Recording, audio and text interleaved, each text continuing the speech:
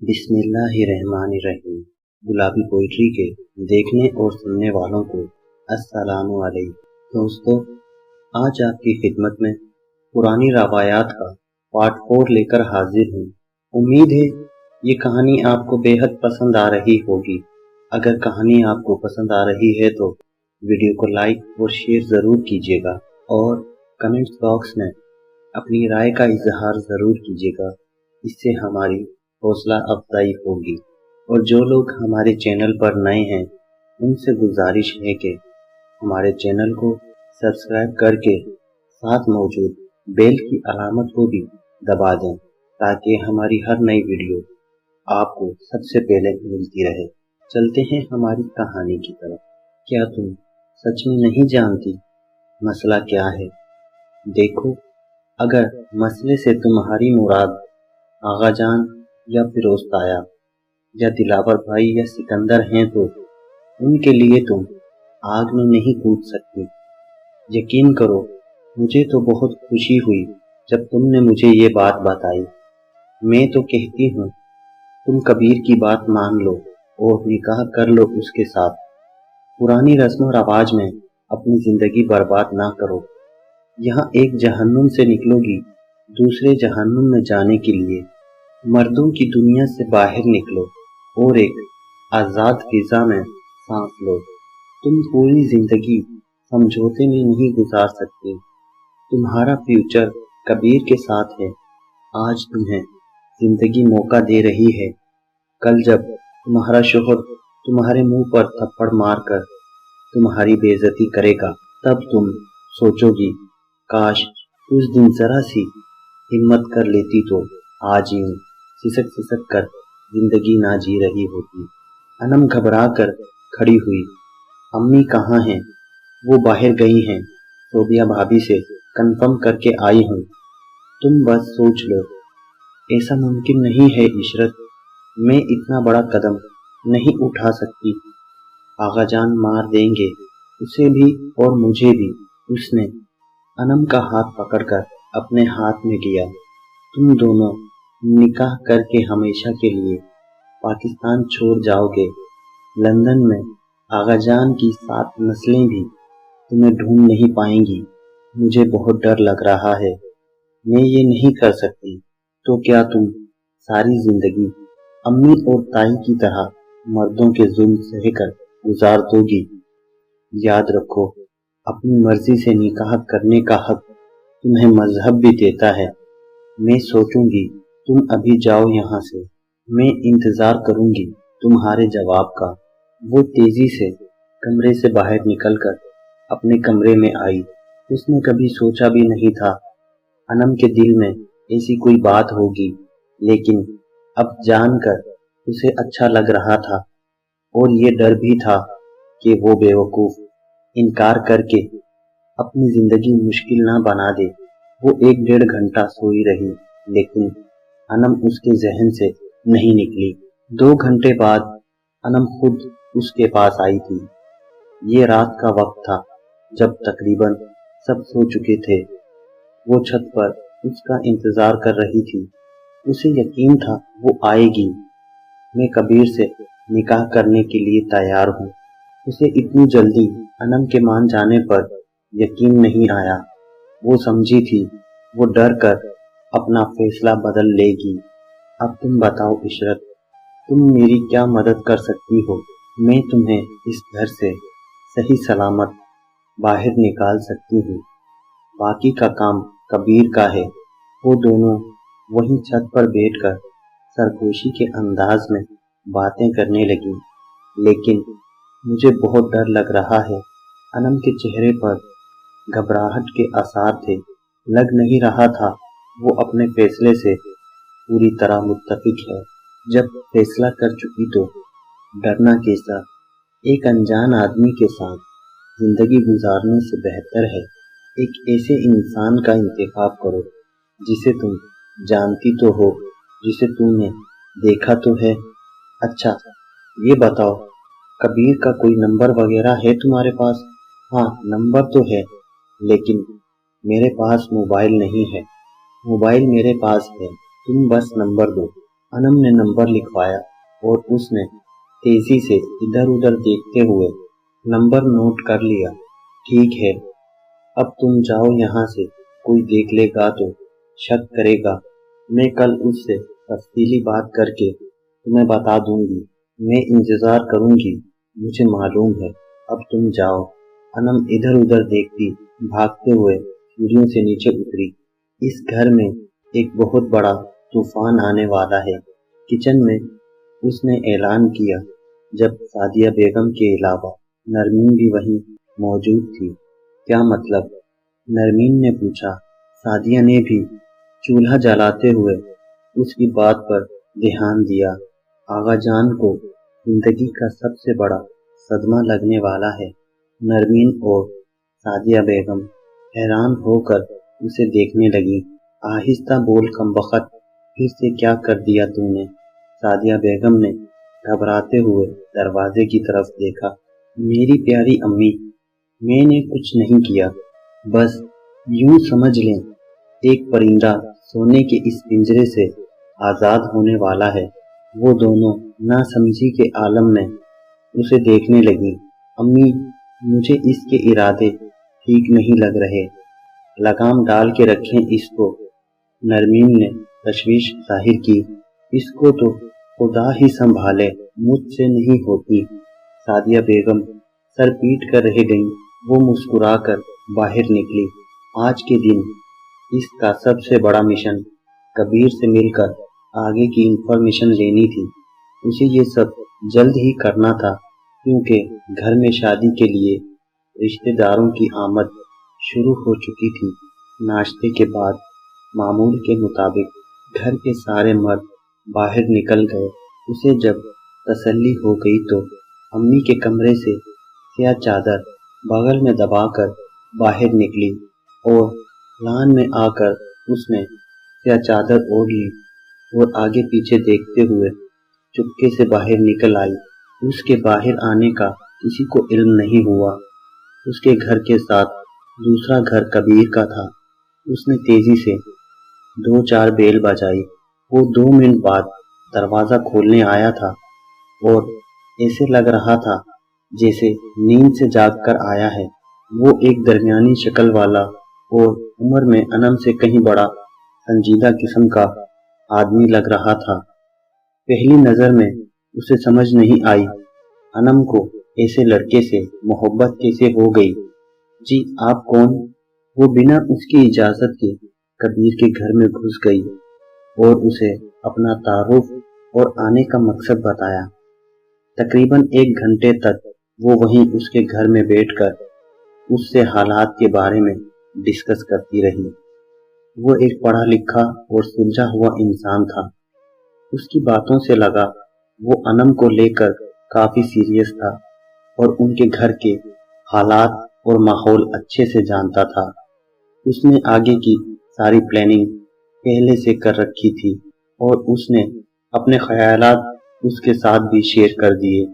وہ اسے سمجھاتی رہی کہ اسے کب کہاں اور کیا کیا کرنا ہوگا اور کس ہوشیاری سے نکلنا ہوگا۔ ہم لوگ یہاں سے سیف نکل جائیں گے انشاءاللہ۔ ٹکٹ کب کی کروائی ہے آپ نے؟ کل رات کی۔ تمہیں ہر بات کا اچھے سے خیال رکھنا ہوگا۔ آغا جان کی رسائی وہاں تک ہے جہاں پہ تمہاری سوچ بھی نہیں جا سکتی۔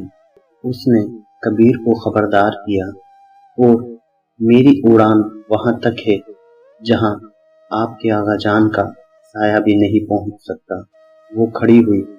ٹھیک ہے، باقی باتیں کال پہ کروں گی۔ وہ جانے لگی، پھر مڑی۔ دھوکہ تو نہیں دیں گے آپ انم کو؟ ایسا کروں تو سڑک پر کھڑا کر کے 100 جوتے ماریے گا۔ وہ مسکراتا ہوا کہہ رہا تھا۔ وہ باہر نکل آئی۔ جس خاموشی اور احتیاط سے وہ چادر اوڑھ کر باہر نکلی، اسی احتیاط سے واپس اپنے گھر میں داخل ہوئی۔ لیکن مسئلہ یہ ہوا، اسے گھر میں داخل ہوتے ہوئے اور بھاگتے ہوئے عظمیٰ تائی نے دیکھ لیا تھا، جو لان میں پودوں کو پانی دے رہی تھی۔ اسے دیکھتے ہی تائی چور چور چلانے لگی۔ وہ رکی نہیں اور بھاگتی ہوئی گھر کے اندر داخل ہوئی۔ باہر حال میں کوئی نہیں تھا۔ وہ تیزی سے انم کے کمرے میں گھس گئی اور دروازہ اندر سے بند کر لیا۔ پھر اس نے تیزی سے چادر اتاری۔ کیا ہوا عشرت، تمہارا سانس میں پھولا ہوا ہے؟ بھاگ کر آئی ہوں، تائی نے مجھے دیکھ لیا تھا۔ کیا؟ انم کا منہ حیرت سے کھل گیا۔ انہیں شک تو نہیں ہوا؟ نہیں، تم بس یہ چادر کہیں چھپا دو۔ انم نے چادر اس کے ہاتھ سے لے کر بیڈ کے نیچے چھپا دیا۔ اسی وقت دروازہ زور سے بجا۔ باہر تائی تھی۔ وہ دروازہ کھولنے چلی گئی۔ تائی اسے انم کے کمرے میں دیکھ کر حیران بھی ہوئی اور کافی غصہ بھی کیا۔ تم یہاں کیا کر رہی ہو؟ انہوں نے چلاتے ہوئے پوچھا۔ اس کی بجائے انم آگے بڑھی۔ امی، آپ اتنی پریشان کیوں ہیں؟ خیریت تو ہے؟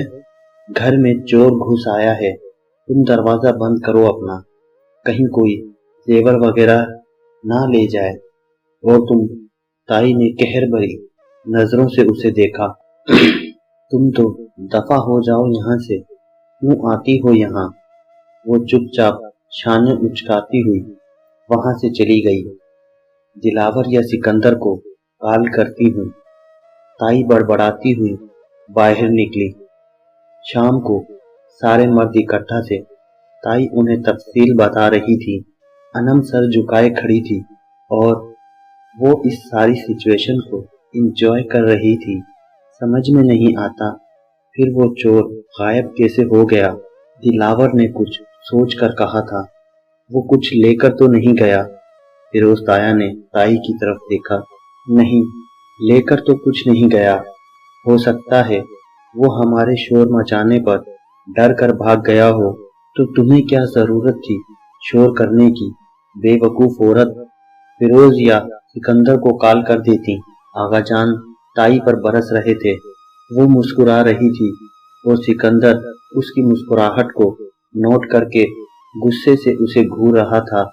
پتہ نہیں اتنی سیریس سچویشن میں دانت کیوں نکال رہی ہے۔ اچھا، تو یہی تھا وہ طوفان رات کو؟ نرمین نے اس سے پوچھا۔ نہیں، وہ طوفان ابھی باقی ہے، یہ صرف ٹریلر تھا۔ وہ دوپٹہ بیڈ پر پھینک کر ادائے بے نیازی سے بولی۔ مجھے تو ابھی سے ڈر لگ رہا ہے۔ نرمین واقعی گھبرائی ہوئی تھی، لیکن اسے فرق نہیں پڑا۔ انم کے ساتھ اس کی دوسری ملاقات رات 10 بجے کچن میں ہوئی، جب سارے گھر والے کھانا کھا کر ریلیکس ہو چکے تھے۔ انم برتن دھونے کے بہانے اس سے بات کر رہی تھی اور وہ بھی فریج سے پانی نکال کر پینے کا ڈرامہ کر رہی تھی۔ کیا کہا اس نے؟ انم نے بے چینی سے پوچھا۔ صبح وہ بات ادھوری رہ گئی تھی۔ وہ ٹکٹ کروائے گا اور کل رات تم لوگ یہاں سے نکلو گے۔ اس وقت رات کے 1 یا 2 بجے شاید، لیکن کل تو مہندی کا فنکشن ہے، گھر میں کافی رش ہوگا۔ رش میں گھر سے نکلنا کافی آسان ہوگا، گھر کے دروازے کھلے ہوں گے، لیکن تم ابھی سے پیکنگ شروع کر دو اور ایسی خوفناک شکل نہ بناؤ، بھاگنے سے پہلے پکڑی جاؤ گی۔ انم نے سر ہلایا۔ باہر ڈھولکی بج رہی تھی۔ کچھ لڑکیوں نے سنگیت کی محفل لگائی ہوئی تھی، اس لیے ان کی آواز باہر نہیں جا رہی تھی۔ کوئی مسئلہ تو نہیں ہوگا نا؟ اللہ نہ کرے، فضول باتیں نہ سوچو، اچھا ہی ہوگا، اس نے انم کو یقین دلایا۔ ویسے دل میں تھوڑا بہت وہ خود بھی گھبرا رہی تھی۔ باہر آئی تو عورتوں اور لڑکیوں نے ہلا گلا مچایا ہوا تھا۔ وہ بھاگتی ہوئی اپنے کمرے کی طرف جا رہی تھی جب سامنے سے فیروز تایا اور سکندر کوئی بات کرتے ہوئے آ رہے تھے۔ اس نے رک کر تایا کو سلام کیا۔ جواباً تایا نے اسے جھڑک دیا۔ یہ کیا اچھل کود کر رہی ہو؟ تمیز سے چلو۔ اور دوپٹہ کہاں ہے تمہارا؟ سکندر بھی اسے غصے سے دیکھ رہا تھا۔ وہ کمرے میں ہے، تو جا کر پہن لو، آئندہ تمہیں بنا دوپٹے کے نہ دیکھوں۔ بظاہر تو اس نے اس بات میں سر ہلایا، مگر لگتا نہیں تھا वो दुपट्टा पहने की भी। सिकंदर अलग उसे फातिहाना अंदाज में देख रहा था। जीत आया। वो अपने कमरे में चली आई और दरवाजा बंद करके कबीर का नंबर मिलाने लगी। मेहंदी वाली रात थी। घर पे हद से ज्यादा रश था। मर्द सारे गेस्ट रूम की तरफ थे। घर के बाहर खाने का इंतजाम हो रहा था। घर के अंदर औरतों की ढोलक वगैरह। वो भी दरवाजा बंद करके कहीं आगा जान या घर का कोई दूसरा मर्द बुरा ना मान जाए। उसने हाफ बाजू वाला लहंगा पहना हुआ था जो उसने नीलम की शादी पर बनवाया था। उस वक्त अम्मी ने पहनने नहीं दिया, अब भी वो जबरदस्ती पहनकर घूम रही थी। अम्मी मना करती रही, घर का कोई मर्द देख लेगा तो टांगे तोड़ देगा तुम्हारी, ऐसे खुले बाजुओं वाले कपड़े पहनकर घूम रही हो। मगर उसे बिल्कुल डर नहीं लगा। कबीर से उसकी बात हो चुकी थी, टिकट्स वगैरह सारे काम क्लियर थे। अब बस घर से निकलने की देर थी और ये आखिरी काम था जो उन्होंने करना था। कल के बाद वो अनंत से दोबारा नहीं मिली। वो अपने कमरे में थी और ताई उसे बाहर नहीं आने दे रही थी। वो खुद भी वहां उससे बात नहीं कर सकती थी क्योंकि मेहंदी लगाने वाली लड़कियां और कई औरतों का हजूम था उसके कमरे में। भाभी, अनम अपने कमरे में है क्या? उसने सोबिया से पूछा। बात शुरू करने के लिए उसे और कोई जुमला नहीं मिला। जाहिर है इशरत।